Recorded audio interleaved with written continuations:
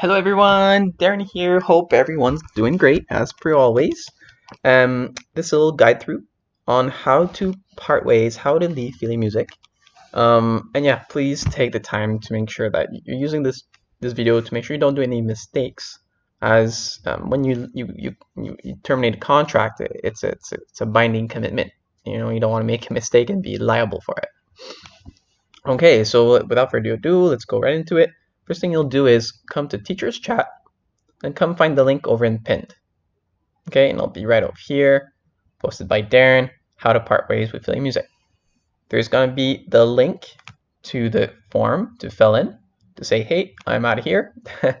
And then a YouTube link to guide you through it, just to make sure you don't do any boo-boos. Because we don't like it when you guys have to spend time fixing mistakes. So we try to avoid it. So yeah, there's a nice this very video I'm doing right now will be over here. Okay, so first thing you'll do is click into it. And I already opened it for you guys over here. Let's go ahead and put it over here, and I started filling it up before I started the video. So yeah, this is a very short form in its length, but there are a couple of things to do, okay? This is a little read through over here. You're saying, hey, you know that you're saying that I don't want to be part of the system anymore. People won't be able to book me, and that to become a service provider again, aka a teacher, you will need to make a new application. This, you also do need to confirm that if you leave, that you confirm that you know life is awesome, right? And that you know you're a great person. If ever you are not sure if you're a great person or not, make sure to Slack Emily or Slack me or both, and we'll be more than happy to tell you guys how awesome you guys are. Yeah, so then you put your name. Might as well put your name, right name, so that there's no confusion. And then you would put the date that you are leaving. Put the date that is you're leaving. Just do know that if it's within 30 days, when customers book, contractually we are bound to the customers that they get their money back, and we are liable for lessons if they book them within 30 days. So if you're leaving within 30 days, by extension, you become liable. Okay, if it's not a good reason. Yeah, so pro tip, make it the leaving date after 30 days. Or else it means we would have to pay for the lesson. I know it's weird, but it is, that's how it works. Okay? Because these are commercial contracts. Okay, so then you would put the day numeric. So DD means day numeric, then the month in word, so January, and then year, that's numeric, 2020. And then you would put the reason. And I put here moving to Mars. And the reason why I put this here is if you would put moving to Mars, most people would ask us before if we are moving to Mars, having our service on Mars. Whatever reason you have, question if you know that it's a valid reason in the sense where is it necessary for me to leave? If you leave, it might be a little difficult to come back in. So if the reason is I'm moving elsewhere, another country, perhaps feeling music is able to support you there, and we're able to the mission of feeling music is really to help out whoever is part of us. So if the reason is you want to start a new career, maybe you want to be a software developer, well, who's to say feeling music doesn't need software developers? So that'd be you're moving somewhere else, or you're considering another career. Question if it's really something you're needing to be out of feeling music, and if it isn't awesome, then just fill up this form. All right, yeah. And there, from here, there's again this very video I'm doing right now. The link will be here. Open it. Make sure you check out the description in case I forget anything in this video. I'll make sure to put in the description. And yeah, make sure you follow it. Okay, guys. Yeah, the first thing I'll do is go to your biography. And before you do this, I want to emphasize the date here, January 14th, and cancellations. Actually, there's two things I want to show here. So this is your schedule. This is Emily's schedule. If she's saying she's leaving the 14th, any lesson before this, she would be teaching. Right? Or if she's not, she's on the hook for it. And funny enough, as we put our availabilities up for this tutorial video, a customer did book Emily, and it's a binding commitment. Emily is going to have to teach, as you can see here, at 4:30 a.m. These are ones that we put in just for the video. Well, guess what? A customer booked her up at 4:30 a.m. So she went ahead and put her teacher buffers, and she's going, okay? Or else she'll have to pay of her own pocket. That's a choice for her to make. And then the lessons after this, those lessons will be canceled. And do follow Emily's cancellation tutorial. But nonetheless, you go ahead and we'll as we change your availability, and again, you can also check out, hopefully you guys know how to manage your availability by now. But yeah, as you change your availability, this lesson will be canceled, and there's a specific template for it. We'll go in the profile to the first step. So the first step is put your last date in your biography. There's a little scripture here. You're just gonna copy it. I already put it in, so we save a bit of time. Probably 1 second saved, but nonetheless, figured I'd check out the video before I do it. And so we're gonna go to general. Part 1, put this over here. So again, day in numeric, word, January, and then numeric for the year. And then you just add this in there. That's all there is, but and make sure you save, okay? Everyone, save. And if you're not sure if you saved it, go ahead and double check. So you save it, awesome. And then step 2. So you go in step 1, check. All right, got it done, awesome.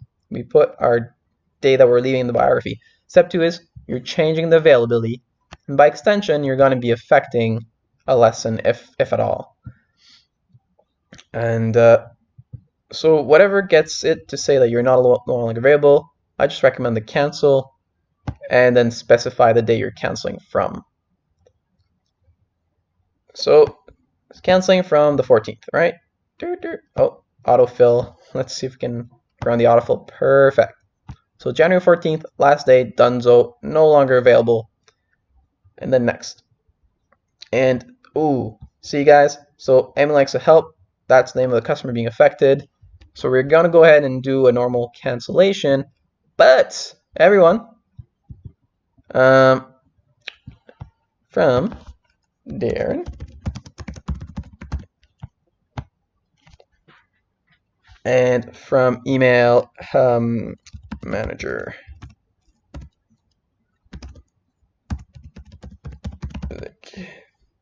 at gmail.com.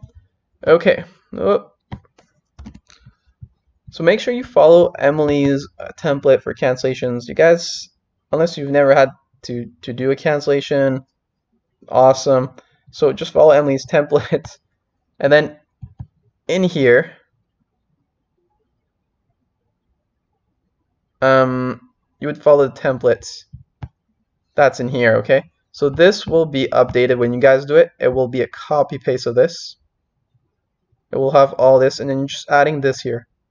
So you add this line, this is a copy paste, and then you can add whatever message after. Okay? And you can go ahead and complete it, and then it'll be all set to go.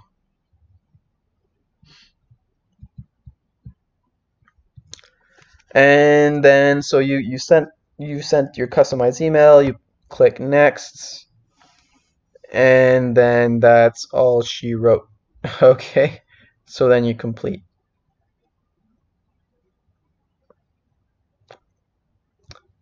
Done. All right, so going back, we've changed our availability, and let's double check. We want to make sure we're always good. See here, guys, up to January 13th. That's good. That's donezo. We've changed our availability. We're no longer available. And then we've done our template. We kind of didn't, but just know that when you'll see it, it'll be this exact part, but this part will be missing, and you have to add it in. Okay? And then you can press OK. Got it. Roger that. From here, on your last invoice, Emily's last invoice, oops, not dashboard, schedule.